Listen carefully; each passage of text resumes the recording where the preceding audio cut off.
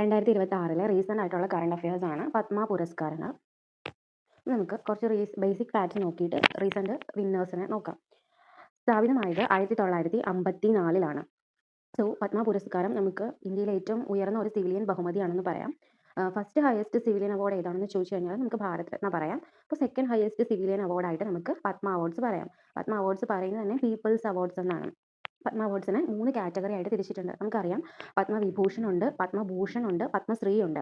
ഇതിൽ പത്മവിഭൂഷൺ കൊടുക്കുന്നത് അസാധാരണ സേവനങ്ങൾക്കാണ്. അപ്പോൾ അസാധാരണ സേവനങ്ങൾക്കാണ് പത്മവിഭൂഷൺ കൊടുക്കുന്നത്. ഇനി ഉന്നത സേവനങ്ങൾക്കാണ് പത്മഭൂഷൺ ലഭിക്കുന്നത്.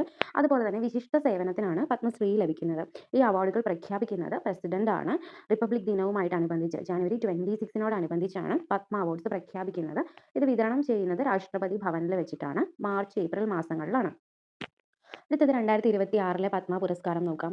ആകെ മൊത്തം 131 അവാർഡ്സ് ആണ് പ്രസിഡന്റ് ഇത്തവണ അനുമതി കൊടുത്തത്. അപ്പോൾ 131 പത്മ പുരസ്കാരങ്ങൾ കൊടുത്തു. അതിനകത്ത് 5 പത്മവിഭൂഷൺ ഉണ്ട്, 13 പേർക്ക് പത്മഭൂഷൺ ലഭിച്ചു. അതുപോലെ 113 പേർക്ക് പത്മശ്രീ ലഭിച്ചു. അപ്പോൾ 5 പേർക്ക് പത്മവിഭൂഷൺ, 13 പേർക്ക് പത്മഭൂഷൺ, 113 പേർക്ക് പത്മശ്രീ.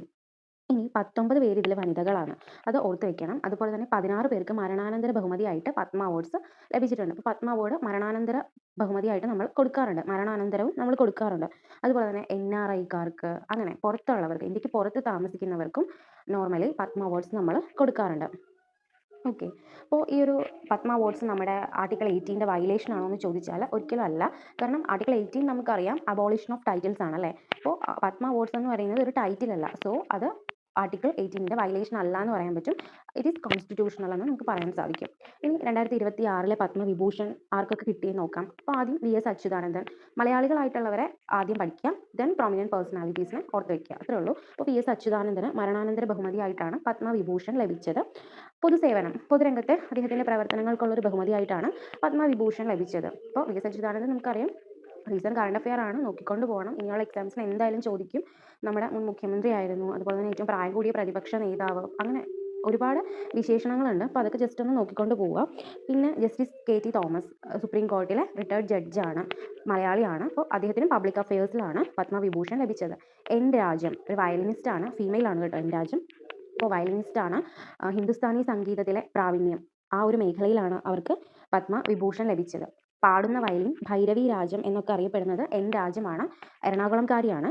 അതുപോലെ തന്നെ പി നാരായണന് സാമൂഹിക സേവനത്തിനാണ് ഈ ഒരു പത്മവിഭൂഷൺ ലഭിച്ചിട്ടുള്ളത്. ഒരു RSS സൈദ്ധാന്തികനാണ്. അതുപോലെ തന്നെ ജന്മഭൂമി എന്ന പത്രത്തിൻ്റെ എഡിറ്ററും ഫൗണ്ടറൊക്കെയാണ്. ഇനി ധർമ്മേന്ദ്ര ഒരു സിനിമാ നടനാണ് അല്ലേ. അപ്പോൾ അദ്ദേഹത്തിന് മരണാനന്തര ബഹുമതിയായിട്ട് പത്മവിഭൂഷൺ ലഭിക്കുകയുണ്ടായി. അപ്പോൾ 2 പേർക്ക് മരണാനന്തര ബഹുമതിയായിട്ട് പത്മവിഭൂഷൺ ലഭിച്ചിട്ടുണ്ട്. ആർക്കൊക്കെയാണ്? VS അച്യുതാനന്ദനും ധർമ്മേന്ദ്രയ്ക്കുമാണ്. അടുത്തത് പത്മഭൂഷൺ നോക്കാം. ടോട്ടൽ 13 പേർക്കാണ് പത്മഭൂഷൺ ലഭിച്ചിട്ടുള്ളത്. അപ്പോൾ ഈ 13 പേരും പഠിക്കുന്നത് നല്ലതായിരിക്കും. ജസ്റ്റ് ഒന്ന് വായിച്ചെങ്കിലും പോവുക. അപ്പോൾ ഞാൻ ഈ 13 പേരുടെ പേര് ഈ ഒരു സ്ലൈഡിൽ കൊടുത്തിട്ടുണ്ട്. ജസ്റ്റ് നിങ്ങൾക്ക് കാണുമ്പോഴെങ്കിലും ഒന്ന് ക്യാച്ച് ചെയ്യും. അപ്പോൾ മലയാളികളെ കുറച്ചും കൂടെ ഫോക്കസ് കൊടുത്ത് നോക്കുക. പത്മഭൂഷൺ ലഭിച്ച 2 മലയാളികൾ നമുക്കറിയാം. ഒന്ന് സിനിമാ നടൻ മമ്മൂട്ടിക്കാണ്, രണ്ടാമത്തെ വെള്ളാപ്പള്ളി നടേശനാണ്, SNDPയുടെ ജനറൽ സെക്രട്ടറിക്കാണല്ലേ. അപ്പോൾ അദ്ദേഹം പത്മ അവാർഡ്സിനെ വളരെ മോശമായ രീതിയിൽ വിമർശിച്ചൊരു വ്യക്തി കൂടിയാണ്. അപ്പോൾ അദ്ദേഹത്തിന് ഒരു പത്മ അവാർഡ് കൊടുത്തതിൻ്റെ ഉദ്ദേശം നമുക്കിതുവരെ മനസ്സിലായിട്ടില്ല. എന്തായാലും നോക്കാം. മമ്മൂട്ടിക്ക് പത്മഭൂഷൺ ലഭിച്ചു, മേഖല കലയാണ്. വെള്ളാപ്പള്ളി നടേശന് പബ്ലിക് അഫയേഴ്സുമായിട്ട് ബന്ധപ്പെട്ട് പത്മഭൂഷൺ ലഭിച്ചു. ദെൻ നെക്സ്റ്റ് അൽക്ക യാഗ്നിക്കിന് ആർട്ടുമായിട്ട് ബന്ധപ്പെട്ട്, കലയുമായിട്ട് ബന്ധപ്പെട്ട് അൽക്ക യാഗ്നിക്കിന് അവാർഡ് ലഭിച്ചു. അടുത്തത് KR പളനിസ്വാമിക്കാണ്. KR പളനിസ്വാമി മെഡിസിനുമായിട്ട് ബന്ധപ്പെട്ടാണ് അദ്ദേഹത്തിന് പത്മഭൂഷൺ ലഭിച്ചത്. തമിഴ്നാടാണ് സ്വദേശം. അദ്ദേഹം ഒരു ഗ്യാസ്ട്രോ എൻറ്ററോളജിസ്റ്റ് ആണ്. അടുത്തത് ഭഗത് സിംഗ് കോഷിയാരിയാണ്. പബ്ലിക് അഫയേഴ്സ് ആണ് മേഖല. ഭഗത് സിംഗ് കോഷിയാരി ഉത്തരാഖണ്ഡിൻ്റെ സെക്കൻഡ് ചീഫ് മിനിസ്റ്റർ ആയിരുന്നു. അതുപോലെ തന്നെ 2023 ആ പീരീഡിൽ മഹാരാഷ്ട്ര ഗവർണർ കൂടിയായിരുന്നു. അപ്പോൾ ഭഗത് സിംഗ് കോഷിയാരിക്ക് പബ്ലിക് അഫയേഴ്സിൽ ലഭിച്ചു.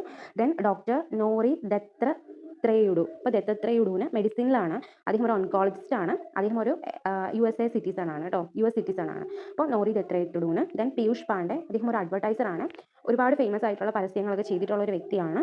ഫെവിക്കോളിൻ്റെ പരസ്യം ഒക്കെ അദ്ദേഹം ചെയ്തിട്ടുണ്ട്. അപ്പോൾ പീയൂഷ് പാണ്ഡെയ്ക്ക് അദ്ദേഹത്തിന് മരണാനന്തര ബഹുമതിയായിട്ടാണ് ഒരു അവാർഡ് ലഭിച്ചത്. നെക്സ്റ്റ് SKM മൈലാനന്ദന് സോഷ്യൽ വർക്ക്, സാമൂഹിക സേവനവുമായിട്ട് ബന്ധപ്പെട്ടാണ് അവാർഡ് ലഭിച്ചത്. അടുത്തത് ശതവദാനി R ഗണേഷിന് കലയുമായിട്ട് ബന്ധപ്പെട്ടാണ്. ശതവദാനി എന്ന് പറയുന്ന ഒരു ആർട്ട്, അപ്പോൾ ആർട്ടുമായിട്ട് ബന്ധപ്പെട്ടാണ് ശതവദാനി R ഗണേഷിന് അവാർഡ് ലഭിക്കുന്നത്. അടുത്തത് ഷിബു സോറന് പത്മഭൂഷൺ മരണാനന്തര ബഹുമതിയായിട്ടാണ് ലഭിക്കുന്നത്. ഷിബു സോറൻ ജാർഖണ്ഡ് മുൻ മുഖ്യമന്ത്രിയൊക്കെ ആയിരുന്നു. അപ്പോൾ ഷിബു സോറന് പ്രവർത്തനത്തിന് മരണാനന്തര ബഹുമതിയായിട്ട് പത്മഭൂഷൺ ലഭിക്കുകയുണ്ടായി. ദെൻ ഉദയ് കൊട്ടക്കിന് ട്രേഡ് ആൻഡ് ഇൻഡസ്ട്രി എന്ന വിഭാഗത്തിലാണ്. അദ്ദേഹം കൊട്ടക് മഹീന്ദ്ര ബാങ്ക് എന്നൊക്കെ കേട്ടിട്ടില്ലേ, അദ്ദേഹത്തിന് അതിൻ്റെയൊക്കെ ഫൗണ്ടറാണ്. Then VK Malhotra public affairs ആണ്, പോസ്റ്റുമസ് ആയിട്ടാണ്, അതായത് മരണാനന്തര ബഹുമതിയായിട്ടാണ് അദ്ദേഹത്തിന് അവാർഡ് ലഭിച്ചത്. ദെൻ വിജയ് അമൃത്രാജിന് സ്പോർട്സുമായിട്ട് ബന്ധപ്പെട്ടാണ് അവാർഡ് ലഭിച്ചത്. അപ്പോൾ ഒന്നും കൂടി ജസ്റ്റ് ഒന്ന് ഓടിച്ച് പറയുകയാണെങ്കിൽ മമ്മൂട്ടിക്ക് കലയാണ്, വെള്ളാപ്പള്ളി നടേശൻ, ദെൻ KR പളനിസ്വാമി ആൽക്ക യാഗ്നിക് ആർട്ടാണ്, ഭഗത് സിംഗ് കോഷിയാരി, അതുപോലെ തന്നെ ഷിബു സോറൻ ഇവരൊക്കെ പബ്ലിക് അഫയേഴ്സ് ആണ്. ദെൻ KR പളനിസ്വാമി ദത്രേയ് തുളു മെഡിസിൻ ആണ്, പീയൂഷ് പാണ്ഡെ ആർട്ടാണ്, ദെൻ ശതവതാനി R ഗണേഷ് ആർട്ടാണ്, മൈലാനന്ദൻ സോഷ്യൽ വർക്കാണ്, then Uday Kotak trade and industry ആണ്, VK മൽഹോത്ര പബ്ലിക് അഫയേഴ്സ് ആണ്, ദെൻ വിജയ് അമൃതരാജ് സ്പോർട്സ് ആണ്. അടുത്തത് പത്മശ്രീ. പത്മശ്രീ എത്ര പേർക്കാണ് ലഭിച്ചത്? 113 പേർക്കാണല്ലേ ലഭിച്ചത്. പക്ഷേ ഈ 113 പേരെയും പഠിക്കുക എന്ന് പറയുന്നത് ഇറ്റ് ഇസ് ഇമ്പോസിബിൾ അല്ലേ. ഇപ്പോൾ നമുക്ക് ഫേമസ് മലയാളികളെയും അതുപോലെ തന്നെ പ്രൊമിനൻ്റ് ആയിട്ടുള്ള പേഴ്സണാലിറ്റീസിനെയും പഠിച്ചുകൊണ്ട് പോകാം. അപ്പോൾ ആദ്യത്തേത് കൊല്ലക്കയിൽ ദേവകിയമ്മ, വളരെ ഇമ്പോർട്ടൻ്റ് ആണ്, പരിസ്ഥിതി പ്രവർത്തകയാണ്, ആലപ്പുഴക്കാരിയാണ്. അതായത് ആലപ്പുഴയിലെ 5 ഏക്കർ സ്ഥലം അവർ ഓരോ ദിവസവും ഓരോ വൃക്ഷത്തൈകൾ നട്ട്, ഓരോ ഔഷധ സസ്യങ്ങൾ നട്ട് 5 ഏക്കർ സ്ഥലത്തെ ഒരു തപോവനമാക്കി മാറ്റി. അപ്പോൾ ആ ഒരു പ്രകൃതിയോടുള്ള ഒരു സ്നേഹത്തിനും സംരക്ഷണത്തിനൊക്കെയാണ് അവർക്ക് പത്മശ്രീ ലഭിച്ചത്. അപ്പോൾ കൊല്ലക്കയിൽ ദേവകിയമ്മ ഇമ്പോർട്ടൻ്റ് ആണ്. അടുത്തത് AE മുത്തുനായകം, ISRO സയൻറ്റിസ്റ്റ് ആണ്, അദ്ദേഹത്തിന് പത്മശ്രീ ലഭിക്കുകയുണ്ടായി. ദെൻ കലാമണ്ഡലം വിമല മേനോൻ, മോഹിനിയാട്ടമാണ് അവരുടെ ഏരിയ, അപ്പോൾ കലാമണ്ഡലം വിമല മേനോനും പത്മശ്രീ ലഭിക്കുകയുണ്ടായി. Then R Madhavan cinema, Rohit Sharma cricket, Harmanpreet Kaur cricket, then Savita Punia hockey, Baldev സിംഗിന് ഹോക്കി പരിശീലകനാണ്. അപ്പോൾ ഇത്രയും പേർക്കാണ് ഇമ്പോർട്ടൻ്റ് ആയിട്ട് നമ്മൾ ജസ്റ്റ് നോക്കേണ്ടത് പത്മശ്രീയിൽ. കൊല്ലക്കയിൽ ദേവകിയമ്മ വളരെ ഇമ്പോർട്ടൻ്റ് ആണ്, അത് ഒരിക്കലും മറക്കരുത്, ഉറപ്പായിട്ടും BSc എക്സാമിന് ചോദിക്കാൻ സാധ്യതയുള്ളതാണ്. അടുത്തത് പത്മശ്രീ ലഭിച്ച വേറെ കുറച്ച് ഇമ്പോർട്ടൻ്റ് ആയിട്ടുള്ള പേഴ്സണാലിറ്റീസ് ആണ്. ഏഷ്യയിലെ ആദ്യത്തെ മുലപ്പാൽ ബാങ്ക് രൂപീകരിച്ച് ശിശുരോഗ വിദഗ്ധയ്ക്ക് പത്മശ്രീ ലഭിച്ചു. അപ്പോൾ അവരുടെ പേരാണ് അർമിഡ ഫെർണാണ്ടസ്, ഓർത്ത് വെക്കണം. അപ്പോൾ ഏഷ്യയിലെ ആദ്യത്തെ മുലപ്പാൽ ബാങ്ക് രൂപവത്കരിച്ച ശിശുരോഗ വിദഗ്ധ പത്മശ്രീ ലഭിക്കുകയുണ്ടായി. അർമിഡ ഫെർണാണ്ടസ് ആണ് അവർ. മുംബൈയിൽ 1989 എൻഡിലേക്കാണ് ഈ ഒരു മുലപ്പാൽ ബാങ്ക് രൂപവത്കരിച്ചത്. അടുത്തത് പത്മശ്രീ ലഭിച്ച ലോകത്തിലെ ഏറ്റവും വലിയ സൗജന്യ പ്രവേശന ലൈബ്രറി സ്ഥാപിച്ച മുൻ ബസ് കണ്ടക്ടറാണ് ആംഗെ ഗൗഡ, കർണാടകക്കാരനാണ്. അപ്പോൾ സൗജന്യ പ്രവേശന ലൈബ്രറി സ്ഥാപിച്ച ആംഗെ ഗൗഡയ്ക്ക് പത്മശ്രീ ലഭിക്കുകയുണ്ടായി. ദെൻ അടുത്തത് മധ്യപ്രദേശിലെ ബുണ്ടേലി ആയോധന കലാവിദഗ്ധൻ ഭഗവത് ദാസ് റായ്ക്കാറിന് അവാർഡ് കിട്ടി. അപ്പോൾ അത് ജസ്റ്റ് ഒന്ന് ഓർത്ത് വെച്ചാൽ മതി. ജമ്മു കാശ്മീരിൽ നിന്നുള്ള പൊതുപ്രവർത്തകന് അവാർഡ് പത്മശ്രീ ലഭിക്കുകയുണ്ടായി. ബ്രിജ്ലാൽ ഭട്ടാണ്. ബ്രിജ്ലാൽ ഭട്ടിന് ജമ്മു കാശ്മീരിൽ നിന്നിട്ടുള്ള വ്യക്തിയാണ്. അദ്ദേഹത്തിന് പൊതുപ്രവർത്തനം എന്ന മേഖലയിൽ പത്മശ്രീ ലഭിക്കുകയുണ്ടായി. ദെൻ കാശിയുടെ ലത എന്നറിയപ്പെടുന്ന ആസിഡ് ആക്രമണത്തെ അതിജീവിച്ചവർക്കായി പ്രവർത്തിച്ച മംഗള കപൂർ എന്ന വ്യക്തിക്ക് പത്മശ്രീ ലഭിച്ചു. അപ്പോൾ ആസിഡ് അതിജീവിതർക്കായിട്ട് പ്രവർത്തിച്ച മംഗള കപൂർ എന്ന് പറയുന്ന അവർക്ക് പത്മശ്രീ ലഭിക്കുകയുണ്ടായി. ദെൻ പത്മശ്രീ പുരസ്കാരം നേടിയ ആദ്യ വിദേശ പരിശീലകനാണ് വ്ളാദിമർ മെസ്റ്റിരിഷ്വിലി. മരണാനന്തര ബഹുമതിയായിട്ടാണ് അദ്ദേഹത്തിന് ഒരു അവാർഡ് കിട്ടിയത്. ജോർജിയാണ് സ്വദേശം. സോ പത്മ അവാർഡ്സ് വളരെ ഇമ്പോർട്ടൻ്റ് ആണ്.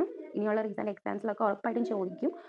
ഞാനപ്പോൾ എനിക്ക് ഉണ്ടാക്കുന്ന നോട്ട്സിൽ നിന്ന് ആണ് നിങ്ങൾക്ക് ഈ ഒരു വീഡിയോ ഒക്കെ ഷെയർ ചെയ്യുന്നത്. ഒരാൾക്കെങ്കിലും അതൊരു യൂസ്ഫുൾ ആകുവാണെങ്കിൽ അതൊരു നല്ല കാര്യമല്ലേ. So hope you enjoy this video. Thank you. Have a nice day.